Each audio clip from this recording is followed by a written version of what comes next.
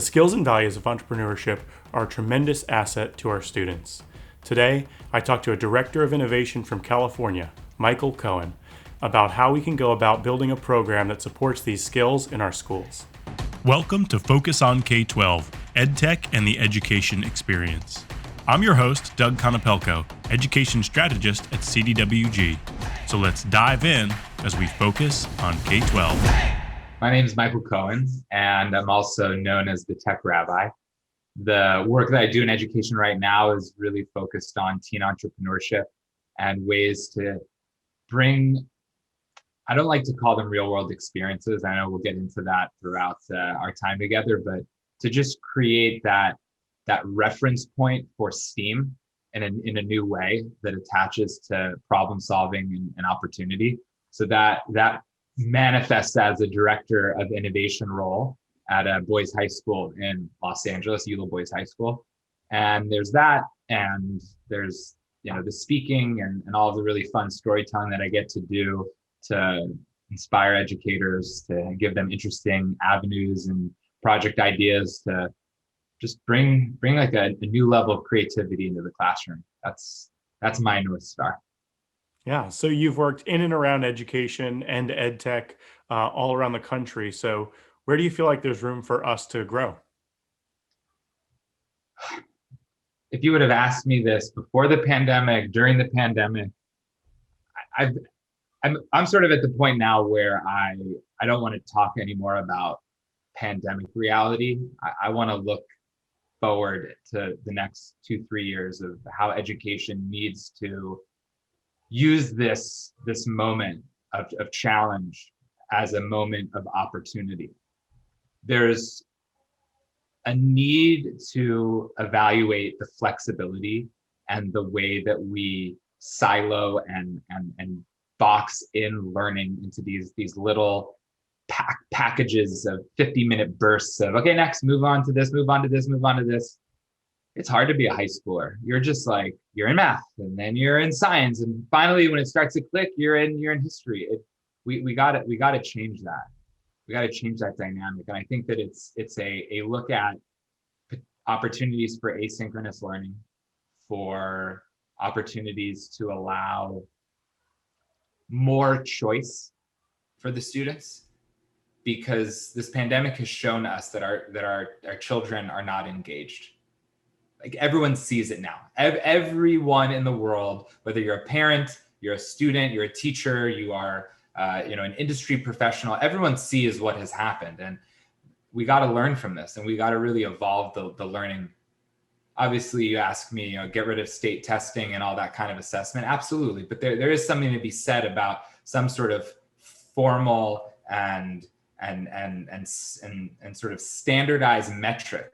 The problem is that it is the metric. It is the metric for success, the barometer for success. And I think that has to end. That absolutely has to end. Sure. So, you mentioned in your intro a little bit about teen entrepreneurship, right? We're talking about things that maybe have to change as we go forward, right? So when people, hear entrepreneurship or the skills that go around with that, they might say like, my student or my child, right? Talking about how parents have become such an even bigger part of the education experience now. So my child, doesn't want to start a business, so they don't need this, right? They don't need to know about entrepreneurship. So, when you're saying you're building these skills toward teen entrepreneurship, what would your response be? Well, the first response is always, what did they say? Did you ask them, or did you just make this assumption? If you ask the average teenager, would you ever imagine creating a business? A majority of them would say that they have thought about it.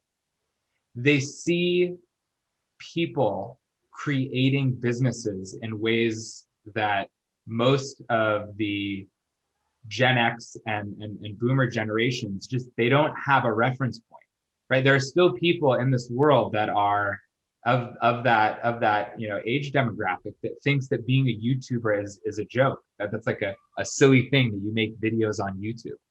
There are people making millions of dollars every single year creating content that educates, that entertains, that excites, And for young people, I think that they realize that you don't have to start a business where you have like a warehouse and you're selling things, this brick and mortar. There's a digital element that many parents just don't understand the opportunities that are out there. The other thing is, not everyone should start a business. I do agree, especially when we look at the difference between being a small business owner and being an entrepreneur. Entrepreneurs are really carving their own pathway, right? They're going through the weeds. It's uncharted. It's unclear. There is such a high level of risk and momentary failure. Versus, okay, I want to start a business. But the entrepreneurship mindset, that skill set of understanding people, being able to connect with people deeply in an empathetic way to understand their needs, what the market wants, and actually caring about that and not caring about me being good, me being the best, me being this business person. It's about understanding people. It's about developing solutions to these problems that people have. And hopefully you found a big enough problem that you could scale it into a business.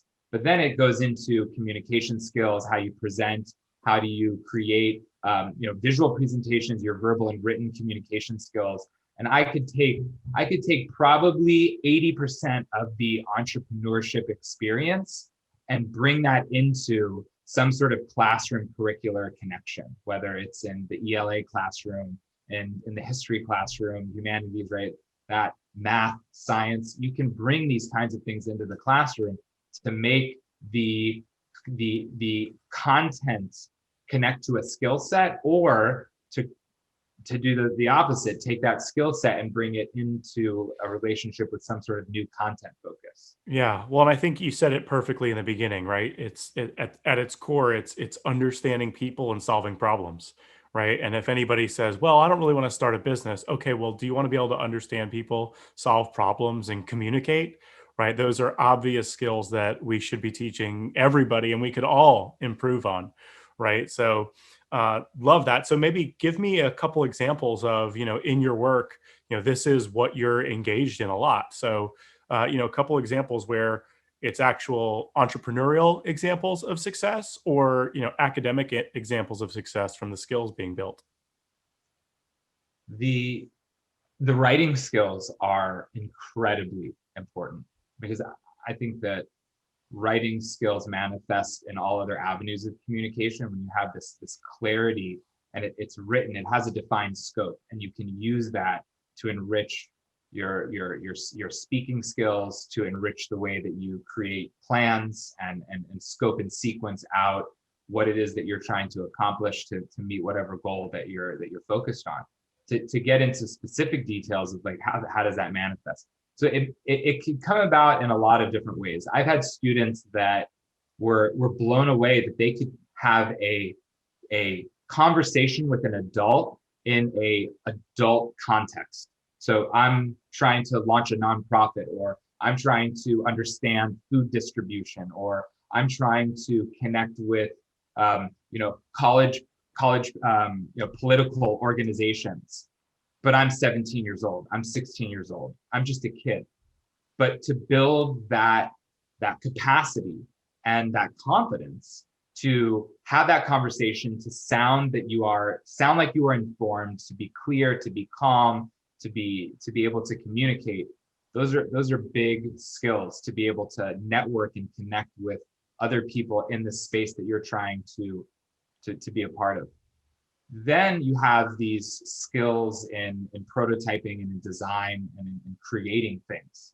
I was just finishing up with a group of students that they have their startup ideas, and they've interviewed people. They've connected. They have data points that show that this could be of interest. They need more data points, but they're making that act of connecting to customers, having conversations with them. And I said, look, it's going to take you 8 months to learn JavaScript to build out a web app. So you could do that. Like that could be your kind of passion project. But you need to get results right now, or you're going to lose steam. And we looked at a platform called Bubble that is a really cool no-code solution that basically anybody can start creating fully functional web apps to get things done. And they realized as they were going through this that allows their idea to become real. And that's a moment of passage when a young person says, I have this idea, I know it could help people, but then when they make it, and to get that obstacle of, well, I'm not, a technical person yet. But the biggest impact that I have heard so far, I interviewed two of my top students. They're right now trying to raise a 6-figure pre-seed round for their political education platform and community. And one of the founders said in this interview, he said, even if the startup is called Yap Politics. So he says, even if Yap Politics crashes and burns and is over tomorrow, I know that I now have the skills and the knowledge to do it again and to try it a new way and try a new opportunity, a new business idea, because I have all of these skills now that I can apply. How many young people can say that kind of statement about their traditional education experience? That was mind-blowing for me. Right. And it goes back to, I think we talk a lot about student voice, right, in education, and how incredible it is in those examples where we're not just talking about student voice in the classroom then, right? This is student voice in the world, right? Within a context that they will be able to apply for the rest of their lives. So being able to say, to that last point of, like, I have gone through this process now, I can iterate on it. I can talk with an adult, right, who has gone through that same process. We can talk about, what were our shortcomings? What were your shortcomings? How are we going to move forward? So, you've obviously got the support for this at your school. So what about if I'm a leader and I'm listening to this and I want to provide more support for entrepreneurship or entrepreneurial skills within my school or my district? What can I do tomorrow? Start small. I came to the school 3 years ago. It was December. They had a director of innovation. They had to leave the school. Their significant other was relocating. So it's one of those, like, they're out. What are we going to do? Find a director of innovation. And I have a prior relationship with the school because I worked at the K-8 theater school that a lot of those high school students went to. And I share that context because many times we are nervous to start things that aren't at the beginning or the end of school because there's just, I don't know, for some reason, it's just, and I get it. We're in a flow. We got to keep up the pace with the other million things that we're trying to do. But I came in December. So to start making an innovation class or an entrepreneurship incubator as a class and all of that structure and accountability, it just was not practical. And, like, why set yourself up for failure? So we created a lunch elective. It was a pass, credit, no credit, something, very, very non-dangerous for the GPA, the high GPA striving young person. And we just met at lunch. And then we were meeting after school. And then finally, after that spring, we realized, okay, we're ready to create a class now because we had buy-in. We had students that wanted to be part of it. Now, two years of running it as a full elective and realizing some of the challenges of the what can I do to get an A syndrome, the scheduling, the lack of honor status for the class that actually drops GPAs of students that are only honors and AP courses. So I'm now looking at, in addition to the class, I'm actually looking to bring it back as a club and create that space for young people to just connect because it's enrichment. And the moment that you box in entrepreneurship as a class, a lot of the times it creates a recipe that is more challenging than it needs to be. So start small, get buy-in from the students, get buy-in from your school community. There are many, many amazing business and entrepreneurs that would love to come in and connect with their kids' school or their local schools and give back. So there's a lot of potential that is really untapped, and it can create a tremendous impact.